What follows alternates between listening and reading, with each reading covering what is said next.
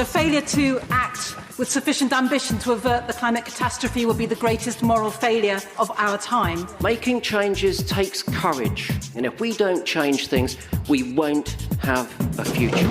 We need a president who respects science, who understands that the damage from climate change is already here. You have stolen my dreams and my childhood with your empty words. Change is coming, whether you like it or not. Zero Carbon East. Hello and welcome to Zero Carbonista. This is Series 2, The Manifesto. I'm Ian Collins. It's as if we were only here a couple of days ago. Back now in our usual place on a Friday. Once again, we crack the green egg and see what savoury delights are on this week's environmental agenda. It's as busy as ever, I can tell you that much. The man with a conch is Dale Vince, often described as the accidental businessman, the environmental entrepreneur. Morning to you, Dale. Yeah, morning, Ian. Let's start with a question, because I liked this one. Richard in Australia, it's interesting that there's always that moment, isn't there? Our ears prick up when we realise the international nature of this podcast. We get a lot of comment from the States, and now we've gone down under as well. Yeah. And this... yeah, I don't know what to say. Well, there isn't much to say, because I haven't even said what he's got to say yet. So that's what I was waiting for. This is... He tricked me. It was a big build-up for Richard in Australia. It doesn't say whereabouts, but he says, I emigrated here a few years back. So I'm assuming he's a Brit abroad. Having done so, it now drives me nuts that we have no proper renewable energy suppliers like you. Please set up Ecotricity Australia. I'll be a customer and I'll be an employee too. There you go. Nice one. I'm going to run it for you as well. We've got our foundation stone in Australia right there then. Yeah. One customer, one staff member.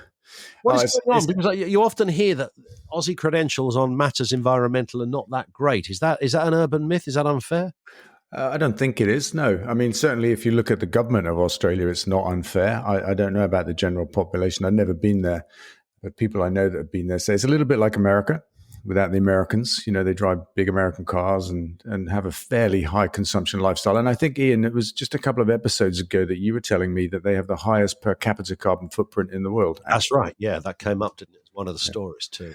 Yeah. So, I think it must be fair, actually, given all of that, to say, They're not doing enough down there. No, I heard somebody say quite recently that what's happened in Australia is that they've kind of been caught out by the fact that they're quite an outdoor set of people, obviously, because the weather is mostly good. It's a big place. It's got a small population relative to its size. And there's been a full sense of security that they're already ticking boxes because they live half the time in the outdoors. So how can they be terrible polluters? And I think that's in some respects, from what I'm reading, has kind of caught them by surprise a little bit. It's almost, we're the great outdoor people. We don't do bad stuff. Yeah, and I'm reminded of Crocodile Dundee, the film, and a great quote there. And I'm thinking of Australians being used to hot weather and stuff, and thinking, climate change, whatever. Do you know what I mean? The bit in the film where he says, "Call that a knife," and then he pulls out this much bigger knife. Call that climate change. I can imagine Australians thinking, "Call that hot." I don't know, but we can deal with that. Yeah, come back actually 2 decades. Yeah, but actually they've had a series of biblical scale disasters, haven't they, in the last 12 months only, really, droughts and dust storms and all kinds of problems. I think, Australia's being hit pretty bad right now by the climate crisis. Hopefully that caused them to wake up. But, I mean, there's no sign of it yet in the government there. Let's go to this story. Climate tipping points could topple like dominoes, according to scientists. Ice sheets, ocean currents at risk of climate tipping points can destabilize each other as the world heats up, leading to a domino effect with severe consequences for humanity, according to risk analysis. I mean, it does feed in to an extent, doesn't it, to the kind of ongoing narrative, tell us something we didn't know. But it's interesting that each time, another group of scientists, another group of experts and analysts look at this, they arrive at this same rather grim conclusion. Yeah, it was interesting that they arrive at that through analyzing data and modeling and stuff like that. And, I arrive at that through just, I don't know, you might call it common sense. It seems obvious that if there are half a dozen possible tipping points, that any one of them could trigger another one. Think of it like a positive feedback loop or cycle, Yeah. That just seems obvious to me that could happen. But they've come at it from a data and modeling point of view, which is more credibility than my, random common sense thinking. But, it's kind of stuff that we don't want to hear. Because it's a doomsday kind of scenario, and what we really need to be engaging with is how we avoid the climate crisis. And I read a story yesterday, actually, about the carbon price in Europe having doubled. And in fact, it's 10 times higher now than it was just 3 years ago. Wow. When it was at a stupidly low £5 a ton, or €5 actually. It's now at 50, which is incredible, the highest it's ever been. And I read this really interesting article about what's happening there. The scheme, the emissions trading scheme of Europe, only covers half of Europe's emissions, and they're looking now to extend it to all emissions and to actually right size it for the Paris commitment of 1.5 degrees. And that shouts to me solution. This is how we do it. Create a carbon market, put everything into it, and restrict the emissions of every sector through that market. And this could be coming soon. And I like that kind of story better than the dominoes to disaster. Yeah, because the dominoes to disaster, I guess, is just simply giving us the data and say, they looked at interactions between ice sheets and the Atlantic Gulf Stream and things like that, the Amazon rainforest, and you get all the data, and that's interesting to see. But as you say, what we really need is solutions, and if they're active solutions, as you just described, that's got to be the best way, right? Yeah, definitely. And I read another interesting story. We talked on the last episode about the oil companies, how the Dutch courts had ruled against Shell, and how shareholders of ExxonMobil had kicked a few board members out and replaced them with activists. I read an article today about that activist shareholder that triggered that, a very tiny organization managing about 160 million worth of funds. Yep. And the guy leading it said, look, we're not doing this because we're environmentalists. We're doing this because it's good business sense. And that's really interesting because he thinks that we can fix capitalism by refocusing it on a slightly longer term view that says actually burning fossil fuels is destroying value in companies and in economies. And that's really interesting, quite exciting actually that could happen. So it's ultimately an economic disaster to continue pursuing that line. Exactly, which is exciting and brilliant all at the same time. Yeah, well, I picked up a story on CNN as well, where the IMF, the International Monetary Fund, admits that climate change could ignite another financial crisis, which kind of dovetails into that point in a way. True that, yeah. This comes in from, it's quite a general question from Dan on Twitter, who says, Dale, what keeps you motivated? I don't know. I think it might be my nature, kind of persistent, obsessive nature, probably. Yeah. Does that happen when you wake? So when you wake up in the morning, is your brain already kind of engaged in, what can be done next? What do we need to do? We're on a mission. We're on a journey. Is that sort of sense, is that template always around? Yeah, I think I'm always looking for other things that can be done, dots that can be joined up, ways to communicate, have impact, things that can be changed, things that I can influence. Yeah, just that. Well, it's interesting because in the 90s, when you built your first windmill, I know we've talked about this before, but not for a while. I mean, it's easy to forget how kind of, and I use the word weird kindly, but at the time, who the hell is this bloke on a hill all hours putting a bloody windmill up? What there would have been that view, but clearly you somehow had a focus on that and thought, no, I'm building this. And then it went on to power shed loads of areas and homes and the like. Yeah, somebody reminded me this week, actually, that wind energy back then in the 90s was viewed as a cranky thing, the kind of black magic, wasn't it? Yeah, academics and hippies were the people that are interested in that. It was weird. And compounded by that, I was like some traveler guy living in a trailer on a hill with, no money, experience, cred, anything. And that was a powerful kind of anti-combination, if you like, me and this crazy concept of wind energy. I'm going, come on, no, I can do this here. And people are like, oh my God, you can do what? And you can do that. And but that was a long time ago now, 25 years. Yeah. But did you think then, one day I'll have a big empire, and there'll be a huge green energy company? Not at all. No, I just want to build one windmill. Wow. And then everything else was, I use the word domino effect again, but in it for a different reason. But I guess something like that kicks in, and before you know it, your Ecotricity are born. Yeah, I guess so. Yeah, I guess it's been, one step after another, one kind of, for us, innovation after another. And we went from focusing on energy back in the 90s as the biggest single cause of climate change to adding in transport and food as the second and third biggest. And that became the focus of our group. And, so we built the Nemesis, grew the electric highway, and got involved in vegan and plant-based advocacy. And then finally Forest Green, which embodies all of those things. Yeah.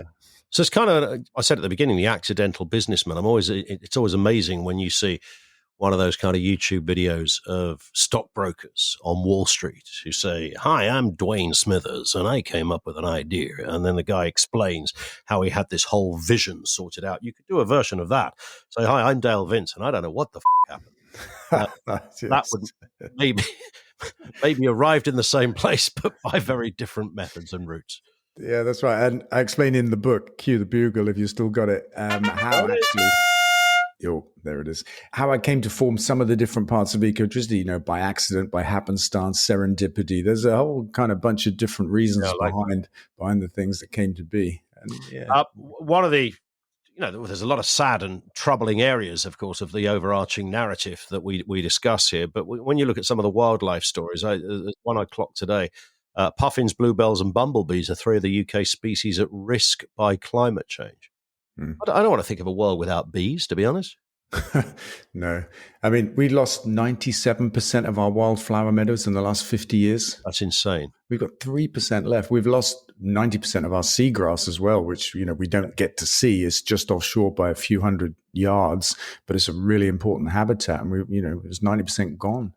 Yeah, well, this is the WWF that have looked at this report, and they've said that the future of those species, and that's just 3 that I mentioned there, is dependent on the outcome of COP26. So it shows you what's resting on this. So a bunch of powerful suits sitting around a table, their decisions will affect the future of a puffin. Who'd have thought?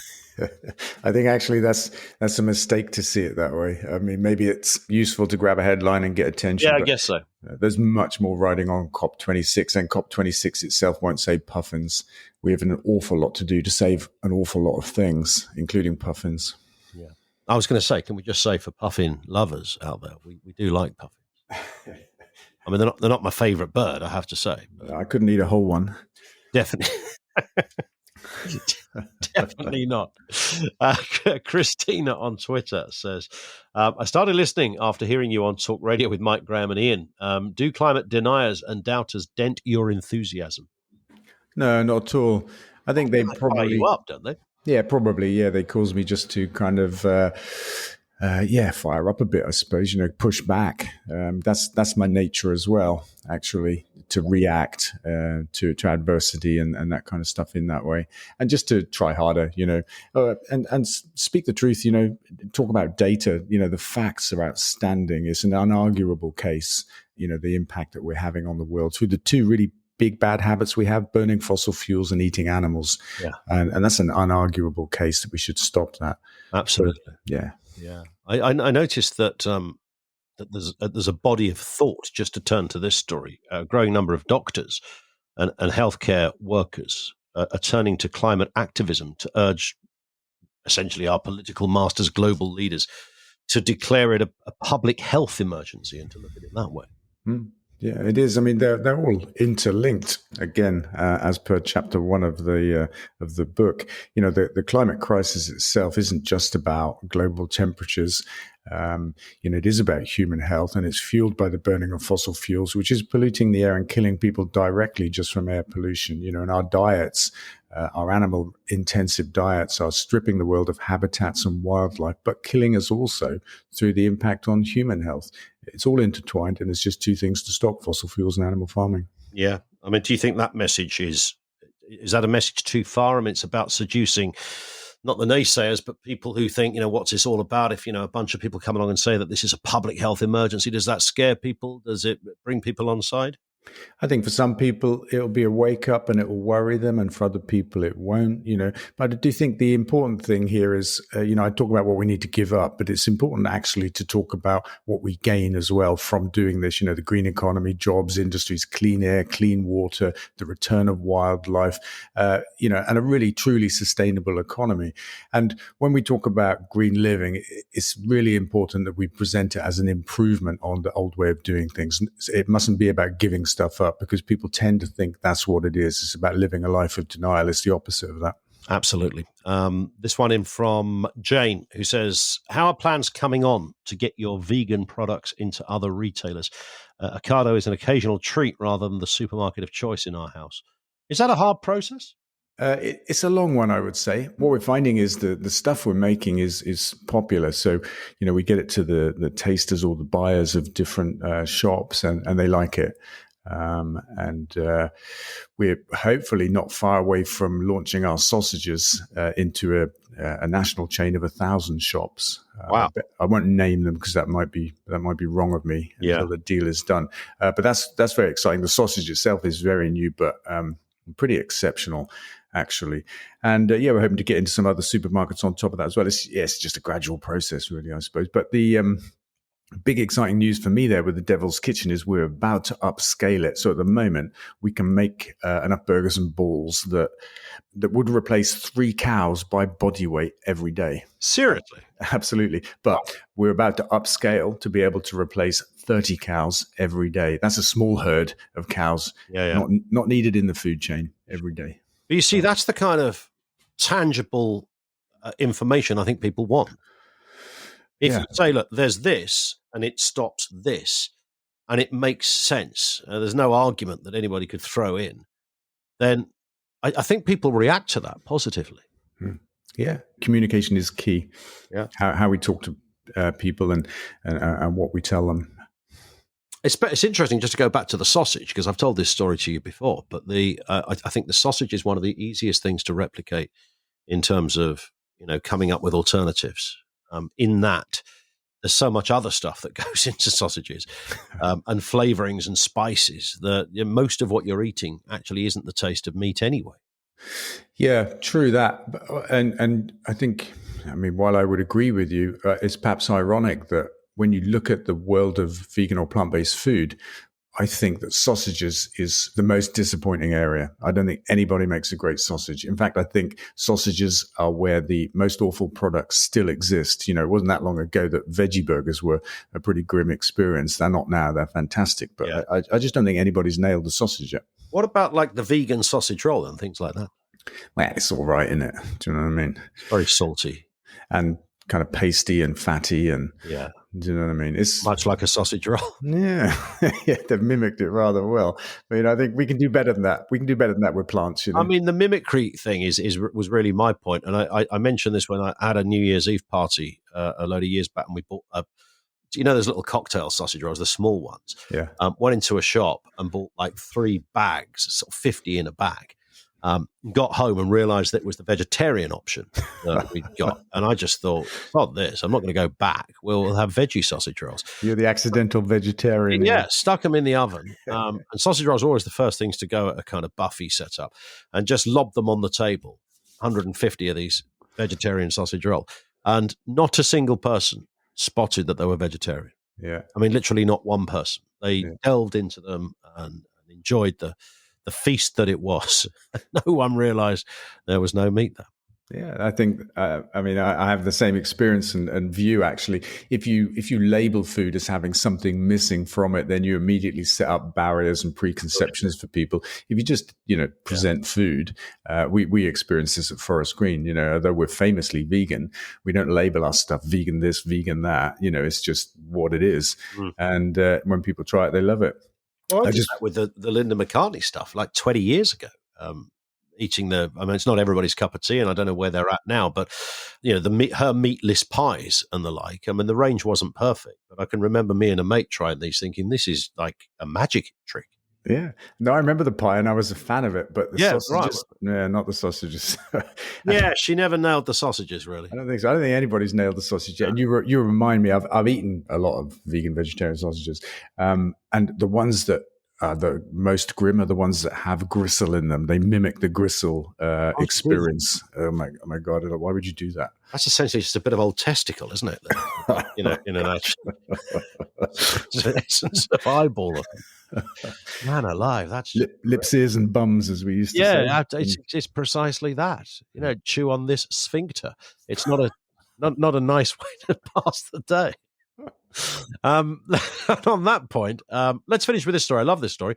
Ecotricity is sponsoring the climate clock in Glasgow. Didn't know about this. Yeah, and I think that goes out today, maybe, or tomorrow. I'm not really sure. And countdown to COP26, or it's not. No, it's actually it's that. It's countdown to the kind of like the end of the world, but it's a bit more positive than that. So they've got it's a two-piece clock. And positive version of the end of the world. I like this. I think it is, yeah, because on the left-hand side is a countdown to how long we've got left to reach a point where we can stay under 1.5 degrees, so get to zero carbon. Yep. And at the moment, it's like 6 years, 211 days or something like that. And that clock moves all of the time. And on the right-hand side of the clock, you've got the counter of renewable energy in the world. I think it's currently running at 12%, but with about 6 decimal places, and the 6 decimal place is continually ticking over. So as renewable energy grows, we'd expect to see the length of time we have to get to zero carbon grow. So it is a countdown to the deadline by which we must get to zero carbon, and at the same time, it's a count up showing our progress towards that. So I kind of like it. It's your face on the face, as it were. No, it's not. Not quite. No, there is no face. It's digital. Okay. Yeah, it should be for that, shouldn't it? Yeah. Get confusing with hands and stuff. Yeah. I think I've worked it out. That's it for this episode. Dale, we'll speak next week. Yeah, brilliant. See you next week, Ian. Have a cracking week. Don't forget, of course, to follow this podcast from your podcast provider so that you get each new episode automatically. Leave a review there as well. If you want to get in touch, you can email your comments, zerocarbonista@ecotricity.co.uk. A really important bit, do follow Dale on social media, twitter.com/Dale Vince or facebook.com/Dale Vince. Zero carbon east of